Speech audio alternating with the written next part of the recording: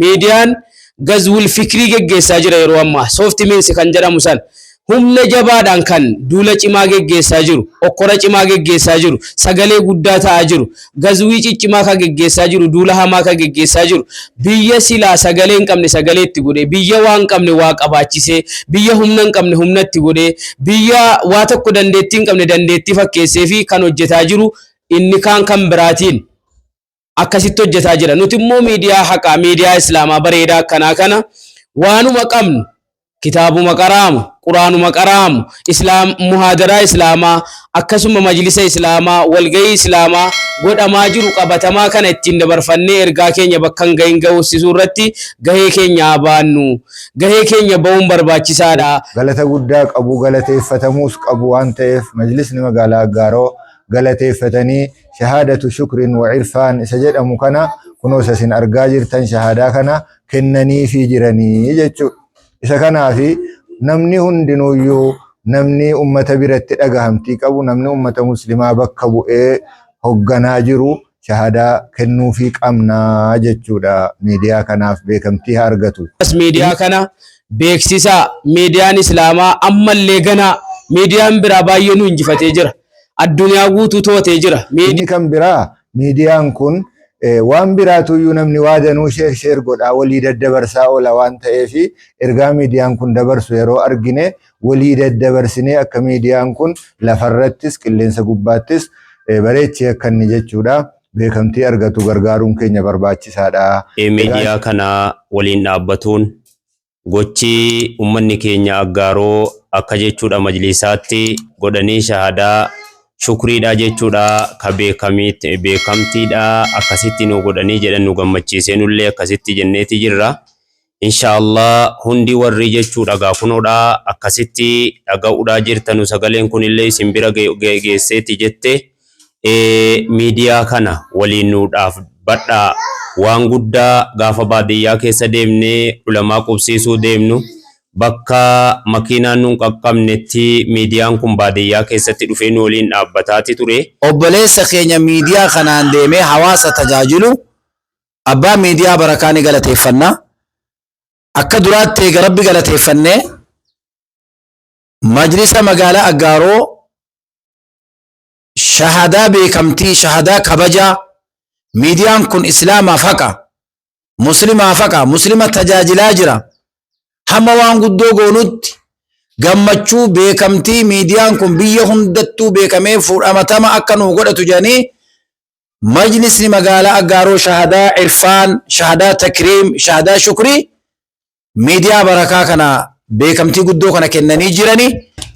Bismillahir Rahmanir Rahim. Assalamu alaikum wa rahmatullahi wa barakatuhu. Eddeni itti argamnu godina Jimmaa magaalaa Jimmaa keessatti argamna.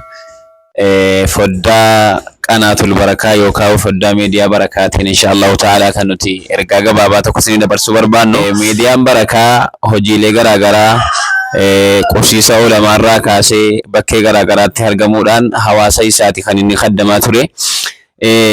Kana sababeeffachuudhaan majlisni magaalaa Aggaaroo beekamtii waraqaa beekamtii akkasuma waraqaa galateeffannaa illee kenneeti jira.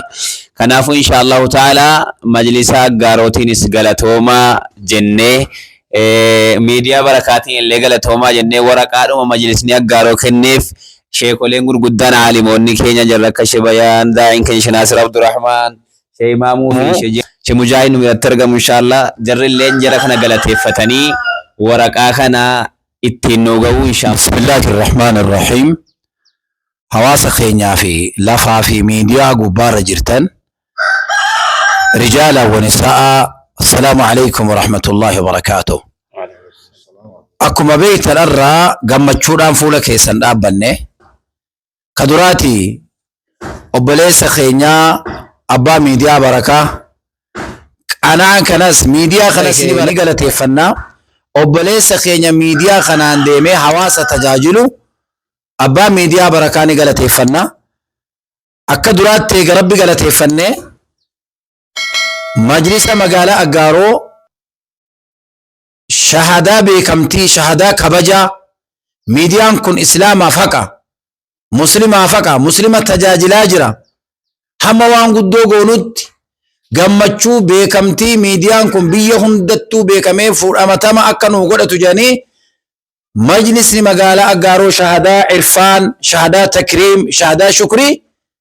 miidiyaa barakaa kana beekamtii guddoo kana kennanii jiranii majlisa magaalaa Aggaarootiin nu galatoomaa hojii isin hojjettan majlisni hunduu akka nu hojjetu galateeffannaa miidiyaa kana qunnamtii miidiyaa kana jaalala miidiyaa kana akka hawaasaa dabalee ibsu waamicha gara majlisa birootti illee dhaamsa kiyya. Miidiyaan barakaa miidiyaa hawaasni islaamaa guddifatu miidiyaa hawaasni biyya keessa jiru ka biyya alaa jiru guddifatu miidiyaa goda galee laga deemee gaaraa fi caakkaa keessa deemee bakka halaqaa ilmii bakka quraanaa bakka masgiinni rakkate bakka madrasaan rakkate bakka ulamaan ilmii babbareedaa dhangalaasaa jiran deemee lafa deemee caammaa malee deemee gaafa garii motoraan gaafa garii baajaajiin gaafa garii maakiinaan ulamoota keenya ilmi isaanii fuudhee social media shaashaa gubbaan rabbaasee hawaasaan gabaasaa jira hawaasaan tajaajilaa jira hedduu ni galateeffannaa ni jabeeffannaa bira dhaabbannaa guyyaarraa akkuma agartan ulamoota keenya sheek imaamuu halaqaa ilmii qaraasisan isaantu miidiyaa kana galateeffachuuf fuula keessan dhaabata ustaaz Abdul Basir Abu Ubaidaa galateeffannaa fuula keessan dhaabata anis akkasi sheeka keenya itti gaafatamaa majlisa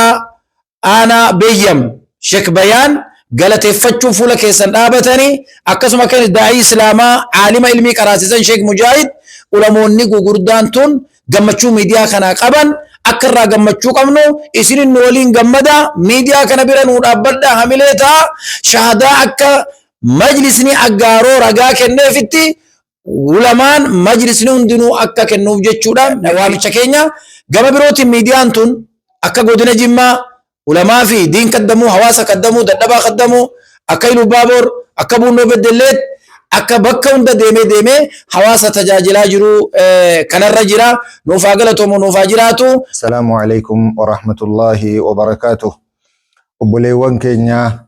warri lafarra jirtanuu fi miidiyaa gubbaa jirtan hundinuu jaalalli rabbii rahmanni rabbii kabajni isaa bakka isin jirtan hundatti isinii wajjin haa jiraatu isiniin jenna. Egaa akkuma obboleewwan kan koo na dura kaasan miidiyaan kun miidiyaan barakaa jedhamu kuni akkuma maqaa isaati jechuudha albarakaa kasmihi akkuma maqaa isaati maqaa bareedaa moggaafate kan akka maqaa isaa sana tahee sanaa olillee ta'u rabbi nuuf taasisu jecha waan ofii abbaatu guddifataa miidiyaan kun miidiyaa ummata islaamaati sagalee keenya sagalee ummata muslimaa sagalee du'aatota muslimaa sagalee jechuudha ulamaa'ii islaamaa sagalee muta'allima islaamaa sagalee madrasaa islaamaa markaza islaamaati isa kana nama biraatti eeguun qabnu kan jabeeffatu nuyi kan eeggatu nuyi kan wal biraan gahee beekamtii kennuuf nuyi kan ammoo majlisni magaalaa Aggaaroo jazaahumullahu khairan galata guddaa rabbi jaraa hadeebi'u nu agarsiisanii jiranii jechuudha. Egaa nama tola namatti oole galata galchuu fi rasuula rabbiitu sallallahu alaihi wasallam karaa godhanii jiranii hadiisa biraatiin immoo nabiin maal jedhan man lam yashkuri nnaasa laa yashkurullaha namni naman galatoonfanne rabbiin illee hin galatoonfatu jedhanii kanaafuu galata guddaa qabu galateeffatamuus qabu waan ta'eef majlisni magaalaa Aggaaroo galateeffatanii shahaadatu shukrin wa irfaan isa jedhamu kana kunoo isin argaa jirtan shahadaa kana kennanii fi jiranii jechuudha. Isa kanaafi namni hundinuyyuu namni ummata biratti dhagahamtii qabu namni ummata muslimaa bakka bu'ee hogganaa jiru shahadaa kennuufii qabnaa jechuudha miidiyaa kanaaf beekamtii haa argatu. Inni kan biraa miidiyaan kun waan biraatuyyuu namni waadanuu sheer godhaa walii daddabarsaa oola waan ta'eef ergaa miidiyaan kun dabarsu yeroo argine walii daddabarsinee akka miidiyaan kun lafarrattis qilleensa gubbaattis bareechee akka inni jechuudha beekamtii argatu gargaaruun keenya barbaachisaadha. Egaa inni kan biraa ammas miidiyaan kun irra caalaa miidiyaanii bakka motorri dhaqu bakka jechuudha wanni adda addaa wanni ittiin deemanu jiru dhaqaa haa ta'u malee jechuudha miidiyaan inni kun immoo kan adda isa godhu jechuudha baadiyyaa keessa deddeemuu jalqabee jira deemsisaa kun itti fufu jechuun barbaada. Ulamaa'ii dhokatee sagaleensaa dhagahamaan jirre ummata muslimaa rakkoo qabu kan sagaleensaa ummata muslimaa kaan itti dhagahamaan jirre akkanni wal hubatee namni kun bakka rakkootti wal bira dhaabbatu bakka gammachuu qabu walii qoodu munkara jiru waliin akkanni xiqqeessaa deemu macruufa jiru waliin akkanni babal'isaa humna walii tahaa wal cimsaa akkuma rasuuli rabbii sallallahu alaihi wasallam almu'minu lilmu'mini kalbunyaani yashuddu ba'duhu ba'da akkuma isaan jedhan sana akka namni rabbitti amane kun walii ta'u hojii kanarratti miidiyaan kun gahee guddaati sarraa eegama gahee isaa kanas bahachuu qaba nus gama keenyaan namni sagaleen keessan ummata keessan biratti dhagahamtii qabu hundinuuyyuu akka miidiyaa kana ummanni kan ofii ta'uu baree eeggatu cimsatu jabeeffatu miidiyaan kun biiroo tokkollee hin qabu ammallee waan ittiin socho'u tokkollee hin qabu akkuma miidiyaa kan warra duraanii jechuudha miidiyaa asiin dura hundeeffame alhamdulillah miidiyaan islaamaa hedduun hundaa'ee jira akkuma miidiyaa sana cimsataa turre isa kanas biqiltuu lafaa ol ka'aa jiru abbaatu bishaanitti naqata abbaatu akka hin banne taasifata kanaaf miidiyaan kun keenya waan ta'eef bira dhaabbachuu qabna isiniin jechuu barbaanna. يا أيها المسلمون المشاهدون والمشاهدات السلام عليكم ورحمة الله وبركاته أكما شيكولين كينيا دبتني جدني ميديا كنا ولين نابتون gochi ummanni keenya aggaaroo akka jechuudha majlisaatti godhanii shahadaa shukriidha jechuudha ka beekamtiidha akkasitti nu godhanii jedhan nu gammachiisee nullee akkasitti jenneeti jirra inshallah hundi warri jechuudha gaafunoodha akkasitti dhaga'uudha jirtanu sagaleen kunillee isin bira geesseeti jette miidiyaa kana waliin nuudhaaf badhaa waan guddaa gaafa baadiyyaa keessa deemnee ulamaa qubsiisuu deemnu bakka makiinaan nun qaqqabnetti miidiyaan kun baadiyyaa keessatti dhufee nu waliin dhaabbataati ture akkuma kana ammas deemsa isaa magaalaa baadiyyaan nutti jira nu waliin jira kanaaf inshaallah miidiyaa barakaa kana barakaa akkuma jedhame ismuun xaabaqa musammaahu rabbi nuuf taasisu jedha inshaallah akkasitti hundi keenyalleedha waliin dhaabbannee waliin jabeeffannee waliin kunuunfannee akkanni fundureetti tarkaanfatu akkanni waa guddaa hojjeteeti jedhu hundi keenyaayyuu gaa asbaaba ittiin amaama rabbiitti waan ittiin jechuudha gaa kunoodha gaarii tokko hojjetannee deemnuudha kanaaf tokko tokkoon keenyaan bira haa dhaabbannuu maqaa rabbiitiin ergaa keenya hordoftoonni miidiyaa barakaa salaamu alaykum wa rahmatullahi wa barakaatuh ميديان بركة قناة البركة هو كاسمه ومعروفه كرسمه وعمله كسمعه ميديتي أكما مقاساتي بكهن لترابتي سوچوئي هجتي أرغسي ساجرا ديمي مسجد لالودان مدرسة لالودان علماء قصيفة ملالودان بكه حلقان علمي تقرى مججبي سودان مدرسة اسلاما كيس رابتي غرغارودان akkasuma majlisawa adda addaa irratti filannoo irratti illee hojii gurguddaa bakka nuti miidiyaa kana silaa bakka dhayne hundatti yeroo hunda of biraan dhabneedha miidiyaan kun galanni guddaan rabbi isaanii haa kennu warra kana irratti hojjetaa jiran akkasuma eeganaa ammoo warra galata kennanii fi shahadaa shukrii fi irfaanaa warra kennaniif kana galata guddaa rabbi jara haa kennu akkasuma miidiyaan kun ammas anaaf isinirraas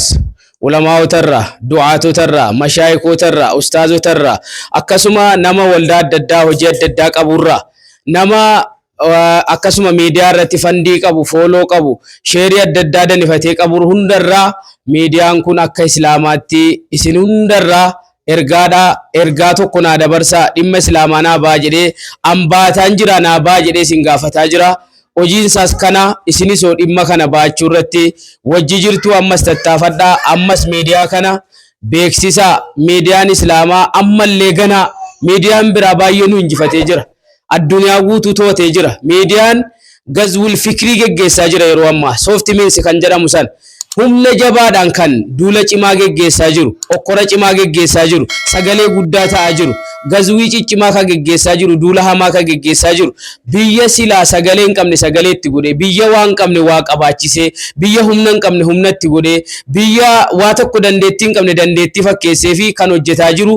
inni kan biraatiin akkasitti hojjetaa jira nuti immoo miidiyaa haqaa miidiyaa islaamaa bareedaa akkanaa kana waanuma qabnu kitaabuma qaraamu quraanuma qaraamu islaam muhaadara islaamaa akkasuma majlisa islaamaa walgahii islaamaa godhamaa jiru qabatamaa kana ittiin dabarfannee ergaa keenya bakkan gahin ga'uusisuu irratti gahee keenya abaannu gahee keenya ba'uun barbaachisaadha. Inni humna qabdan humnaan bira dhaabbattanii inni beekumsa qabdan beekumsaan bira dhaabbattanii inni fooloo danuu qabdan fooloon bira dhaabbattanii inni beekumsa qabdan beekumsaan bira dhaabbattanii inni yaadaan gargaartan yaadaan gargaartanii inni rabbi qabeenya isin bira kaa'e qabeenyaan gargaartanii biqiltuu keenya haa kunuunfannu haa guddifannu ilmoo bicuu kana guddaa isaa haa godhannu dhimma kooti dhimma keessani dhimma kana baachuun gahee kooti gahee keessanii beekaaf wallaalaan qabu xiqqaa guddaan qabu nagadataa qotataan qabu miidiyaan baadiyyaa keessa tabbarra qaaree gaararra qaaree bowwaa bu'ee bishaan laga ce'ee bakka hundatti isin qaqqabaa jira waan ta'eef miidiyaa dhimma ofiitti baattanu miidiyaa sagalee keessan ittiin ibsattanu miidiyaa quuqaa garaa keessanii ittiin baafattanu sagalee keessaniin islaama bakka biraa jiru dhageessanii ofiifi dhageessifatuun qaba jettanu waan ta'eef isinis isa kanarratti onnee guutuudhaan itti nuukaa gargaaraa maqaa rabbiitiin isiniin jecha miidiyaan kun miidiyaa barakaa ammas shahadaa inni fudhate kanarratti shahadaa dabalataa hundi keenya shahadaa ta'uufii qabna hundi keenya ija ta'uufii qabna gurra ta'uufii qabna sagalee ta'uufii qabna shahadaanis bakka hundaa majlisni isaa laallatu markazni isaa laallatu hundi shahadaa qopheessuufii qaba beekamtii kennuufii qaba abbaatu waa ofii jabeeffata abbaatu waa ofii jabeeffata bakka hundatti namni waan biraa kan ofii waan silaa hin jirre dhugaa fakkeessee jabeeffataa jira nuti immoo waaqiyaan urka jiru kan haqiiqaanu bira jiru kana haa jabeeffannu maqaa rabbiitiin ofiillee dhaamaa isinii dhaamaa wassalaamu alaikum warahmatullahi wabarakatuh.